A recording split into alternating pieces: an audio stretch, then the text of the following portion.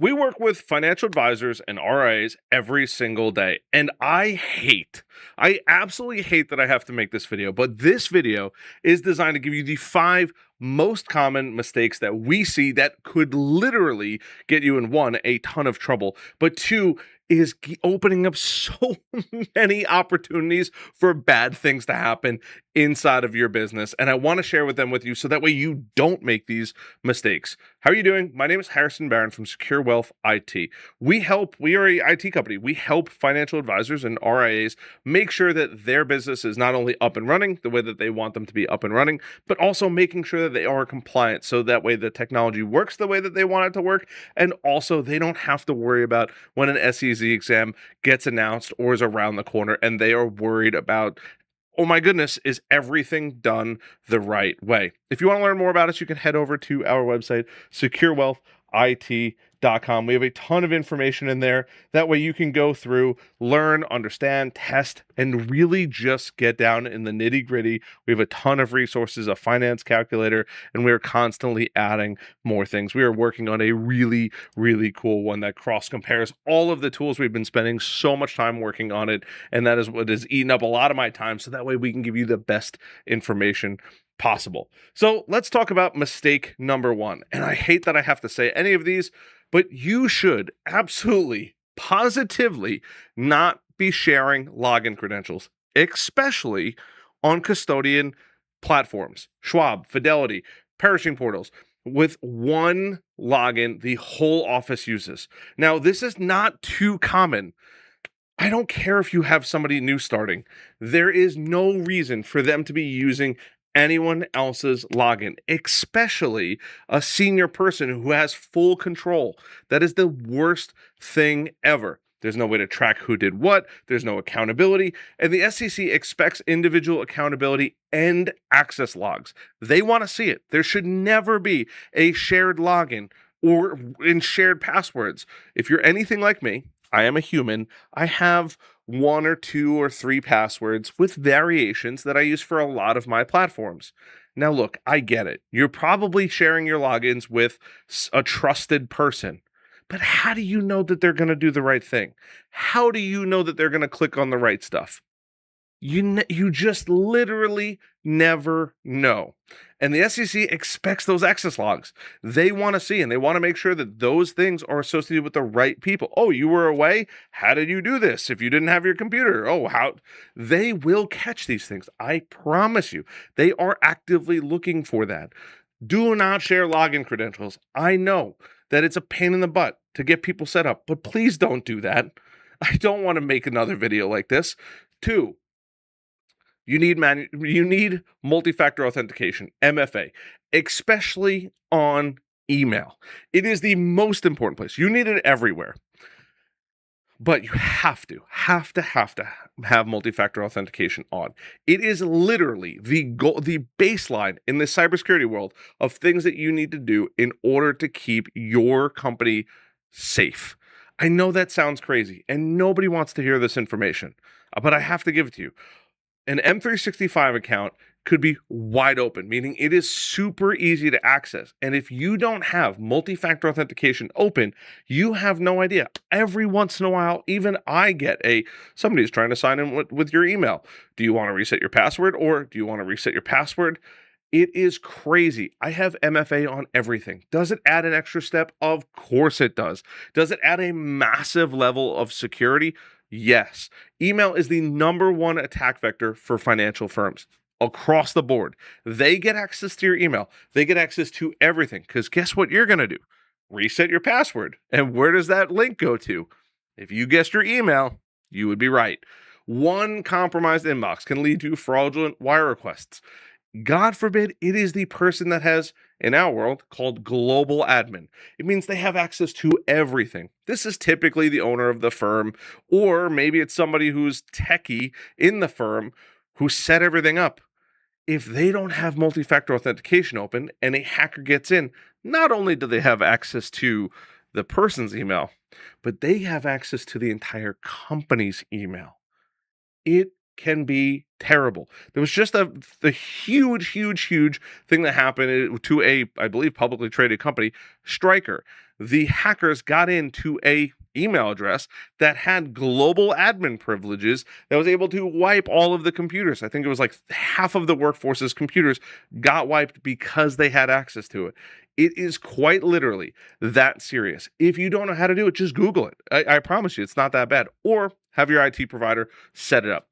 3, personal devices on the firm's network with zero controls. And this is a fancy thing that I'm saying. Personal devices. This bad boy should only be connected to cellular.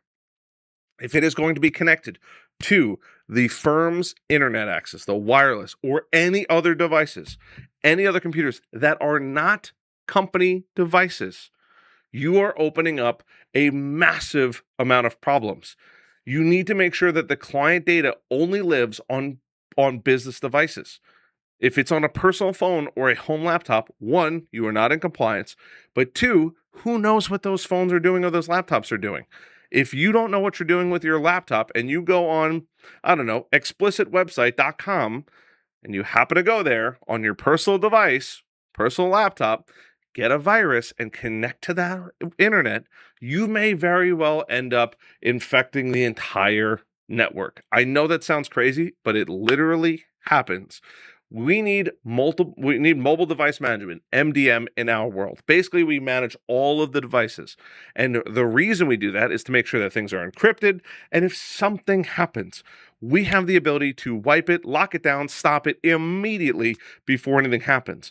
Now, I don't expect most financial firms to be able to do this themselves. However, it's just good policy. The business internet is for business internet things only.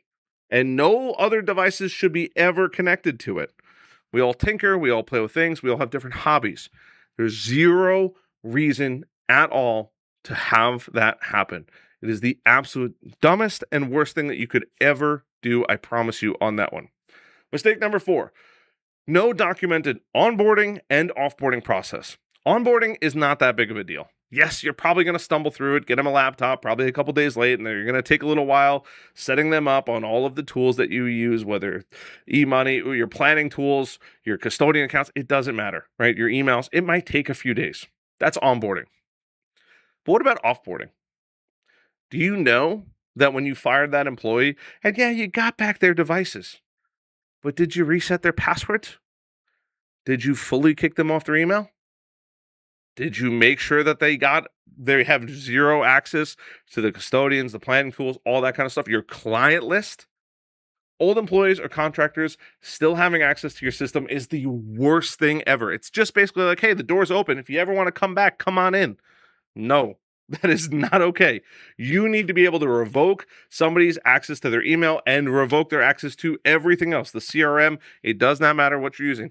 Cloud, Jump, it does not matter. As soon as you have the ability to get rid of them and lock them out of everything.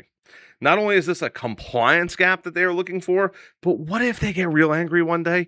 Or maybe they go back, they have an argument with their significant other, they get angry, maybe they want to go cause some harm to your business. And they go out there and they start just destroying things. Nobody wants that. I don't want that for you, which is why I'm making this video. And number 5, please, please, please, us as an MSP, and we are the IT guys, right? You cannot assume that we handle everything. Now, at Secure Wealth IT, we specifically help with compliance. But not every IT guy does that. If they're break fix, meaning you take your computer, you bring it over to them and say, hey, can you fix this? They are not making sure that it is compliant. Heck, they probably are asking for access to it, and you have no idea sometimes who those people are. Or you might have an IT person that you call for help, but they don't know the rules and regulations of the SEC and the FTC. They have no idea and what's required and how long data has to be archived for. That is terrible. Most generalist providers have no idea what regulation SMP is, the SEC cybersecurity rules, none of it. This is the worst thing in the world. It's okay if you work with somebody like this, but don't assume that they're handling compliance. They're going to say, you don't pay us for that. We never spoke about compliance.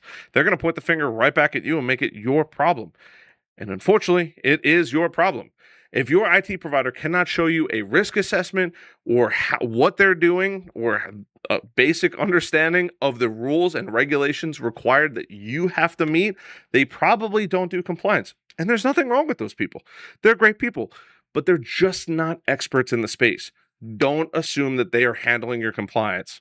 It is the worst thing in the world. You don't want to say, oh, they're taking care of it for us, or I think they're taking care of it for us, and then they're not.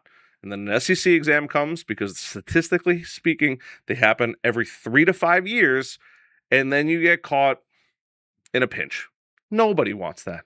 If you want to learn more about Secure Wealth IT, what we do, how we do it, how we can help your business, head over to securewealthit.com. I promise these are not here to scare you, but these are just things. If you're already working with somebody, bring it up and make sure that these are happening. And if I hope this isn't you, but if these are happening to you, or this is something that's going on in your business, please, please, please follow the rules in this. Don't do the opposite of all of these problems. Set up multi-factor authentication. Don't run around without it at the bare minimum. All right. Appreciate you guys as always, and I will see you on the next one.